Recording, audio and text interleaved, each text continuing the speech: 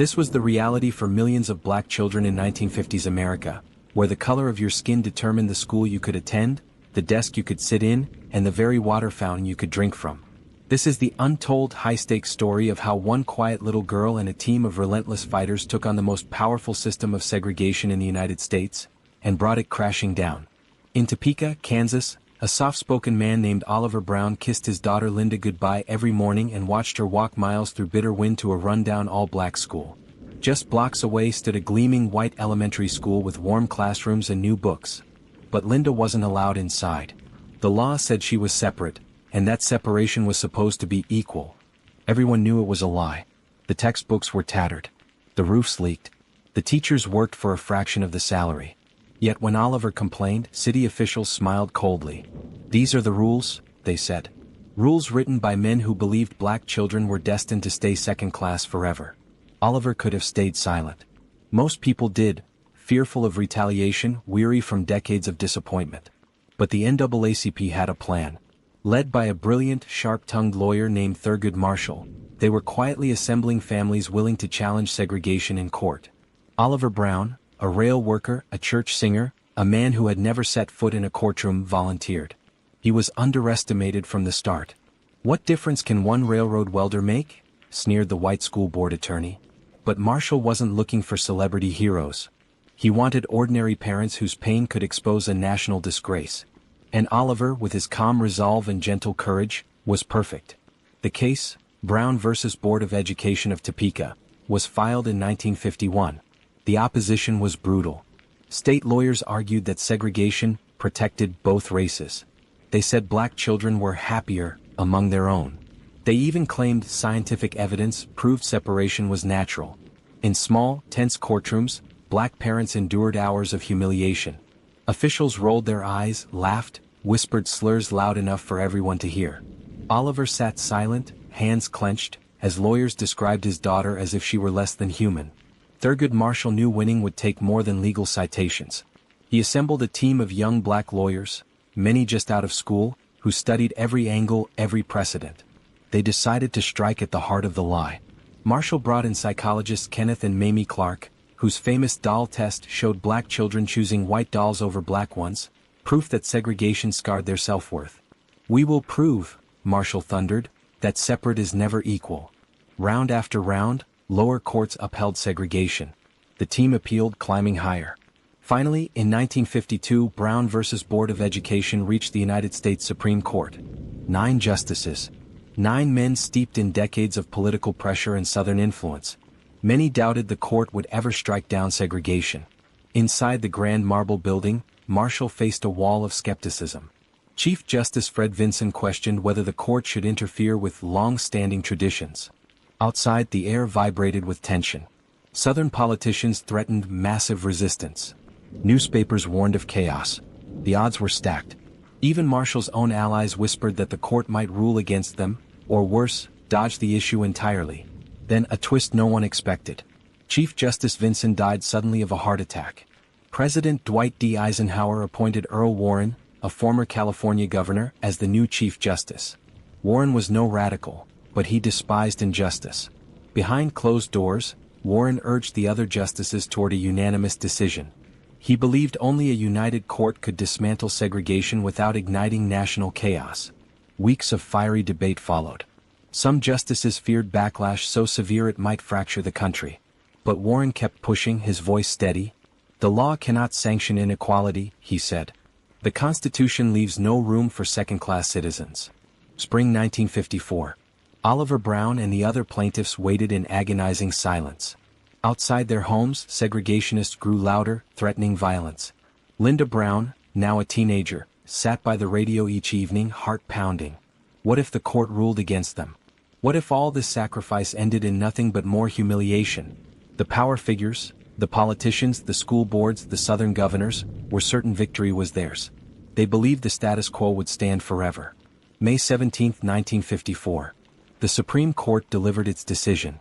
In a packed courtroom, Chief Justice Earl Warren read the words that would reverberate across the world. In the field of public education, the doctrine of separate but equal has no place. Separate educational facilities are inherently unequal. Unanimous. 9-0. Segregation in public schools was unconstitutional.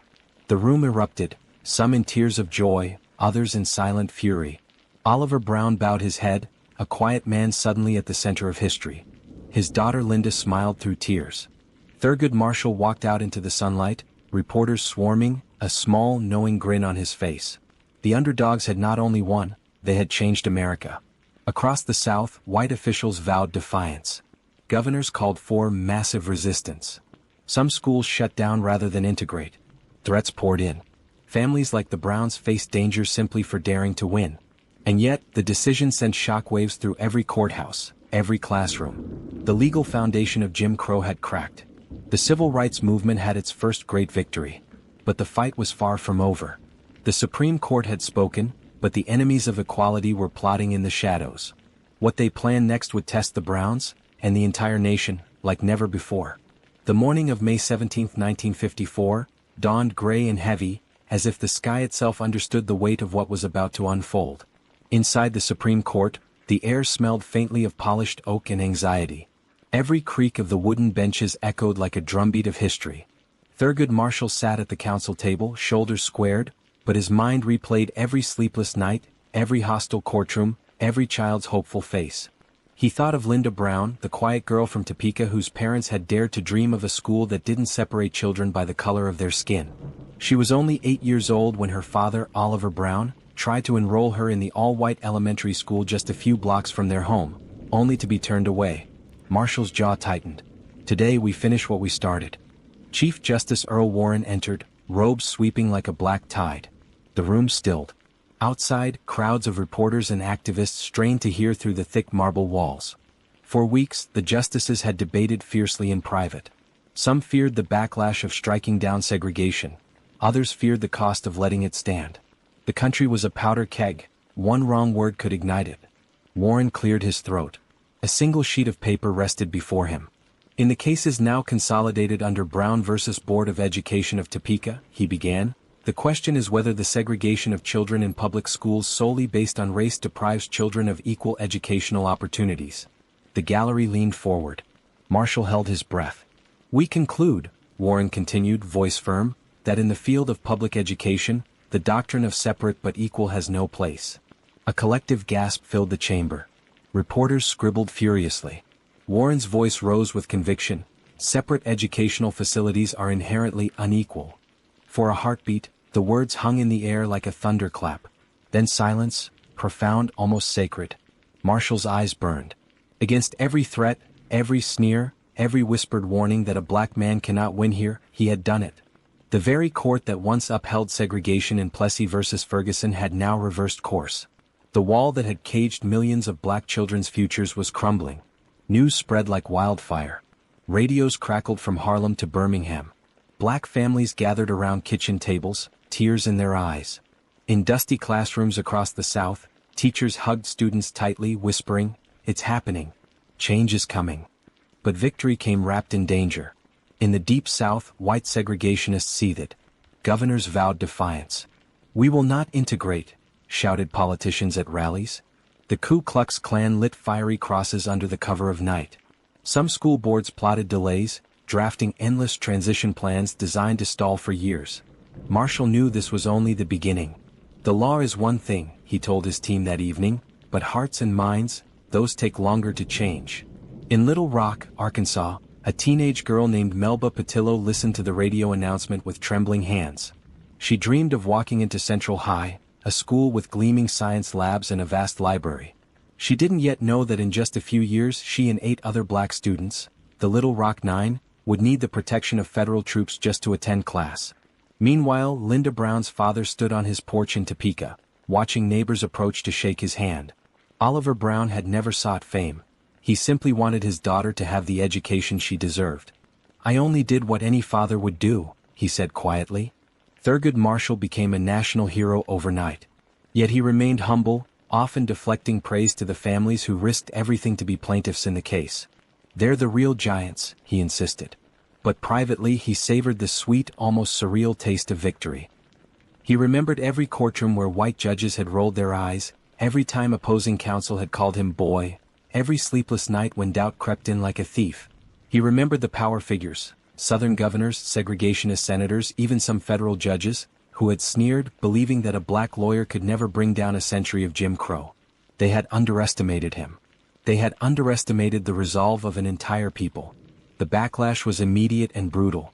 Across the South, white citizens' councils formed to resist integration. Black families who tried to enroll in white schools faced threats, job loss, and violence.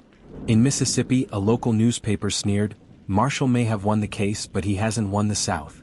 But cracks had formed in the walls of segregation, and no amount of hatred could fully seal them again.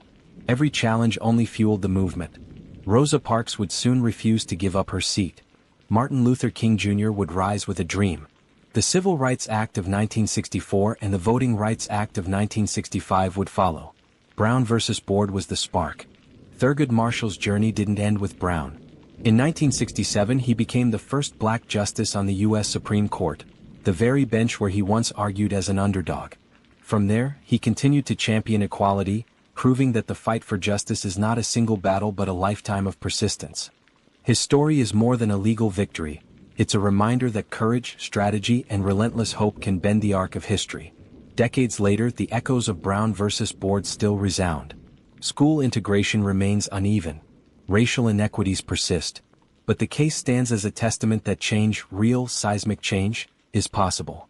The underestimated lawyer from Baltimore, the quiet girl from Topeka, the families who risked everything, they lit a fire no court or governor could extinguish. The power figures who once sneered at Marshall's dream? They are footnotes. The underdog they dismissed reshaped the nation. This is not just history, it's a blueprint. When someone tells you change can't happen, remember Thurgood Marshall. When a system seems too big to fight, remember Linda Brown. When power tries to silence you, remember that courage backed by truth can topple the mightiest walls. Share this story so more people know the real fight behind the end of legal segregation. Comment below what this victory means to you and how it inspires you to stand for justice today. Subscribe for more untold Black history stories, because these truths deserve to be heard again and again. The court case that ended segregation forever wasn't just a legal battle. It was proof that an underestimated underdog can change the world.